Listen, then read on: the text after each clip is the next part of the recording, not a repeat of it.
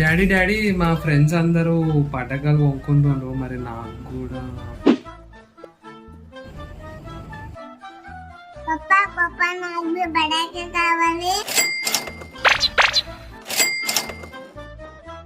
Enjoy enjoy.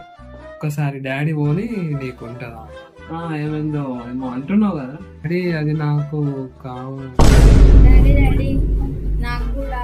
ఏమైంది బేట, ఏం కావాలి నీకు? నాకు అన్నయ్యలా కాకపోయినా ఓన్లీ సుబానం